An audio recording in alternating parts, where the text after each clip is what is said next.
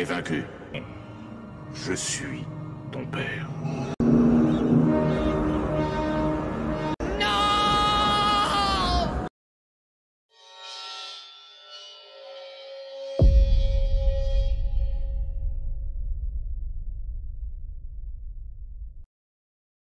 皆さん、こんにちは。今回このニュースを担当するナタリーです。よろしくね。おー、綺麗な人ですね。綺麗だけどなんか洋画の吹き替えみたいな喋り方の人だな。今回お届けするのはこちらのニュースです。Brigitte Macron, soi-disant née Brigitte Trogneux, est en réalité Jean-Michel Trogneux. フランス大統領夫人のブリジット・マクロンは実は性転換した男性であるという説が囁かれています。まず最初に断っておくけど、この件に関しては未だフランスでも議論中なの。いろいろな事実と憶測が行き交っているし、私自身全ての情報を把握しているわけじゃなくて、公開された情報のほんの一部をお届けしているに過ぎないわ。だからそのことはあらかじめご了承ください。了承しまくりです。さて、ココットさんに質問するわ。マクロン大統領夫妻について何を知ってるかしら。若くして大統領に就任したエリートで、奥さんとは24歳の年の差結婚ですよね。さすがロマンチストだな。こんな素敵な大統領がいるなんてフランスの人が羨ましい。無知って恐ろしいわね。違うんですか？なんか変なこと言いました？まったく、これだから困るのよ。いい？これをご覧なさい。これは2018年6月21日、音楽祭でマクロン大統領夫妻がエリゼ宮に招待したアーティストたちよ。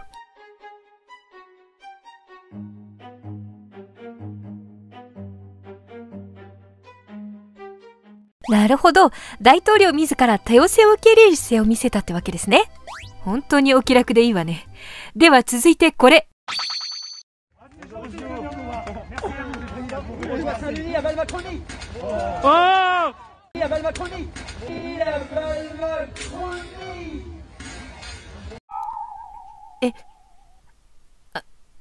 まあ、アンチってのはどこにでもいますからね。まだ言うわけね。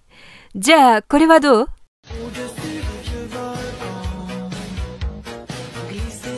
なんだ、これ明らかに AI じゃないですか。誰かアンチの人が嫌がらせで作ったんじゃないですか？甘いわね。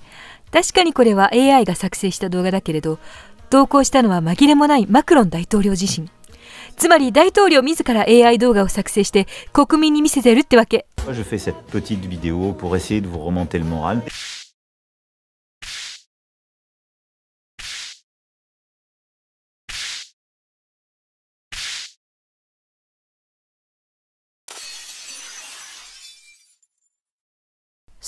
そんな。やっと真実に気づき始めたよね。それでなくてもコロナや年金問題などにおけるマクロン大統領の政策は酷評され、人気は大低迷。2022年の大統領選挙でなんとか任期延長となったものの、彼のことをよく思っていないフランス人は大勢いるわ。そうだったんですか。さて、マクロン大統領がどんな人物か分かったところで、事件を深掘りしていくわよ。事の発端は、あるフランス人ジャーナリストの調査から始まったの。彼女の名はナターシャ・レイ。2021年の1月にブリジットとは誰なのかと題した記事で、ブリジット・マクロンが性転換した男性であること、そしてより正確に言うと彼女の兄とされているジャン・ミシェル・トロニューと同一人物である可能性について言及したのが発端よ。お兄さんと同一人物？その通り。この件はフランス全土を揺るがす大スキャンダルとなり、あらゆる議論を醸し出したの。その後、彼女の調査はグザビエ・プサールという別のジャーナリストに引き継がれ、最終的にはアメリカ人ジャーナリストのキャンディス・オーエンズの手に渡ったの。彼女は自身の YouTube チャンネルにて2025年2月4日に配信を開始。世界中が彼女の動画に注目しているわ。なるほど。でもどうしてフランス大統領夫妻の話がアメリカ人ジャーナリストの手に渡ったんですか？それはね、アメリカは治外法権だから、いくらフランス大統領といえど手出しできない領域だからよ。どういうことですか？ナターシャ・レイという一番初めに調査を始めたフランス人ジャーナリストがいたでしょ。調査期間中、彼女は逮捕・勾留され、携帯電話を押収された上に、3度の裁判を経て、現在はがん治療のため闘病中だそうよ。彼女やグザビエ・プサールはフランスでは自由に動けないと感じ、アメリカ人であるキャンディス・オーエンズに全てを託したのだとも考えられるわ。キャンディス・オーエンズは保守派であり、トランプ大統領と親しいのよね。ちなみにトランプ大統領はフレンチプレジデントという書類を保管しているの。もしかしたら彼女はこの件に関してトランプ大統領から後押しを受けているのではないかという説もあるわ。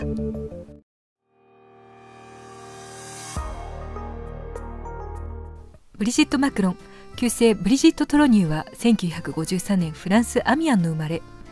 家族は代々続くチョコレート店ジャン・トロニューを営んでいて、ブリジットは6人兄弟の末っ子。1974年、アンドレ・ルイ・オジエールという男性と最初の結婚をし、3人の子供を出産。1986年、ストラスブールの学校に文学の教師として就任。1992年、アミアンの学校リセラ・プロビダンスにて当時教え子であるマクロンに出会い結婚に至るというのが一応の公式情報なのだけれど、実は彼女の過去については謎が多いの。まず子供時代や思春期の写真がほとんどなく、彼女について得られる写真はほとんど教師時代以降のもの。この少女時代の写真は彼女のものだとされていたんだけれど、最新の AI ソフトを使った調査の結果、本人である可能性は非常に低いと診断されたの。また最初の結婚の時の写真についても同様の診断が下されたのよ。